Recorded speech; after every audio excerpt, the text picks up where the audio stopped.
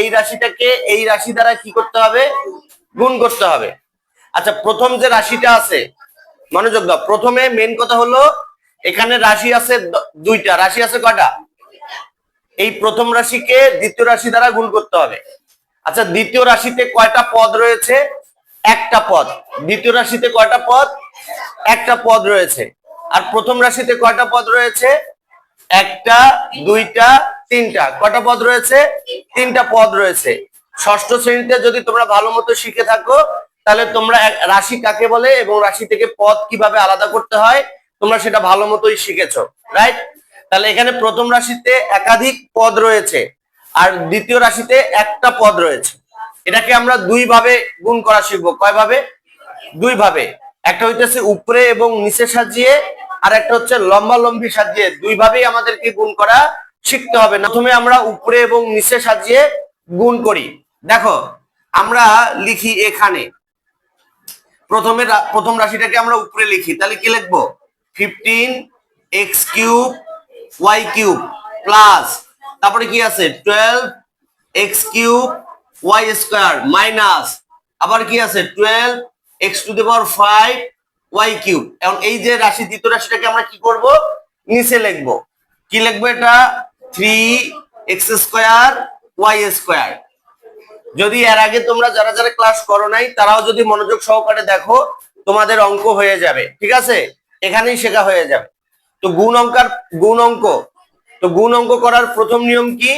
গুণ অঙ্ক করার প্রথম নিয়ম হলো চিহ্নের গুণ করতে হবে। কি করতে হবে? চিহ্নের গুণ করতে হবে। দেখো, এর সামনে কি চিহ্ন রয়েছে? প্লাস। আর এই পদের সামনে কি চিহ্ন রয়েছে? প্লাস। তাহলে প্লাস আর প্লাসে গুণ করলে কি হয়? প্লাস হয়। তাহলে আমাদের সামনে প্লাস চিহ্ন নামানোর প্রয়োজন নাই। এখন আমরা কি করব? এই 3 দিয়ে 15কে গুণ করব, মানে সহগে আমাদের কি করতে হবে? গুণ করতে হবে। তাহলে 3 15 কত? 45। 3 15 কত? 45। তাহলে আমরা এখানে কত লিখবো? 45। এবার দেখো, এখানেও এক্স আছে, এখানেও এক্স আছে। তাহলে চলক যদি একই হয় তার জন্য একটা চলক নিতে হবে। কটা চলক? একটা চলক নিতে হবে। এরপরে তার পাওয়ারটা কি করতে হবে? যোগ করে দিতে হবে। তাহলে 3 আর 2 যোগ করলে কত হয়? 5। 3 আর 2 যোগ করলে কত হয়? 5। মনোযোগ দাও। আবার দেখো, এখানেও ওয়াই আছে, এখানেও ওয়াই আছে। তাহলে একাধিক চলক, একই রকম চলক। তাহলে তার জন্য কয়টা ওয়াই নেব? একটা ওয়াই। তাহলে 3 আর 2 যোগ করলে কত হবে? 5। তাহলে y⁵ কি কথা বোঝা গেছে? এবার এই পদের সাথে আবার উপরের এই পদের আমরা গুণ করব। তাহলে এখানেও প্লাস, এখানেও প্লাস। তাহলে প্লাসে প্লাসে কি হয়? প্লাস। তাহলে আমাদের এখানে কি নামাতে হবে? প্লাস চিহ্ন নামাতে হবে। কি কথা বুঝতে পারছো? এরপরে 3 দিয়ে 12 গুণ করতে হবে। তাহলে 3 দিয়ে 12 গুণ করলে কত হয়? 36। কত হয়? 36। দেখো, এখানে x এর উপরে কত পাওয়ার? 3 পাওয়ার। এখানে x এর উপরে কত পাওয়ার? 2 পাওয়ার। তাহলে চলক কি? 1। তাহলে দুইটা চলকের জন্য একটা চলক। তারপরে পাওয়ার গুলো কি করতে হবে? যোগ। তাহলে 3 আর 2 যোগ করলে কত হয়? তাহলে x⁵।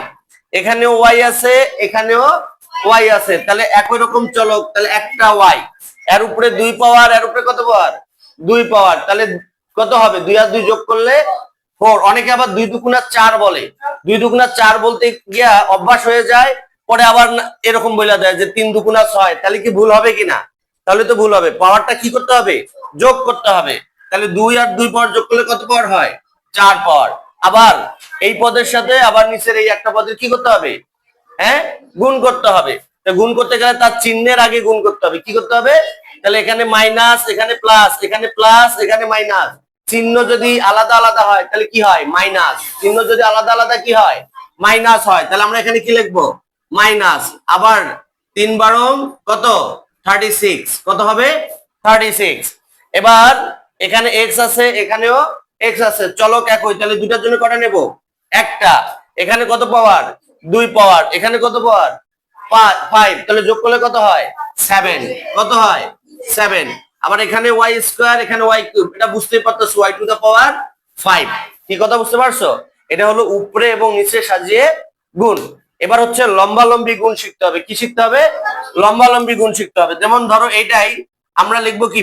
এই যে এটাকে সামনে লিখবো 3x² y²। এখানে আমরা কি দিব?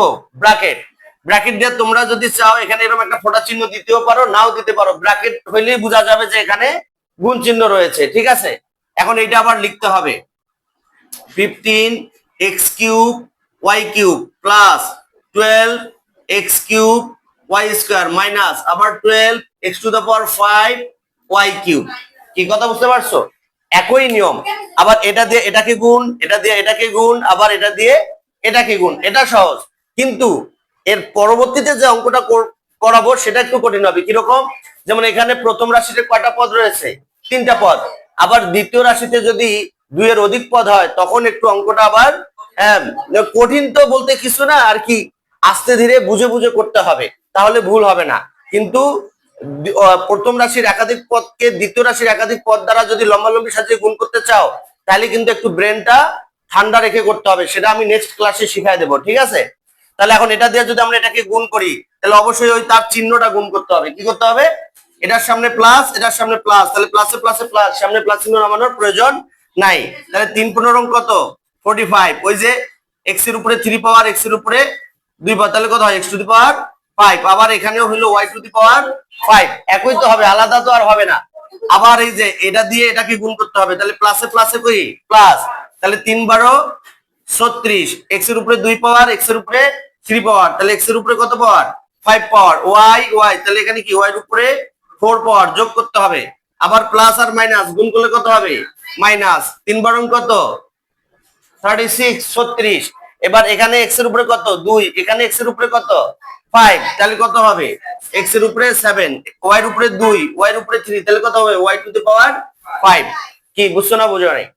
মানে একাধিক রাশিকে একটি পদ দ্বারা গুণ করলে লম্বালম্বি সাজিয়েও সহজ, আবার উপরে নিচে সাজিয়ে গুণ করলে সহজেই হবে। কিন্তু যখন প্রথম রাশিতে একাধিক পদ থাকবে এবং দ্বিতীয় রাশিতেও একাধিক পদ থাকবে তখন একটু চিন্তা ভাবনা করে অঙ্ক করতে হবে। সেই ক্লাসটা আমরা কবে করব? পরবর্তী ক্লাসে করব। কি বুঝতে পারছো তো? বুঝতে পারছো? হ্যাঁ, আমার ছাত্রছাত্রীরা বুঝতে পেরেছে। আপনারা যদি বুঝতে পারেন তাহলে শেয়ার করে অপরকে শেখার সুযোগ করে দিন এবং ফলো দিয়ে পাশে থাকুন। Thank you very much. আসসালামু আলাইকুম।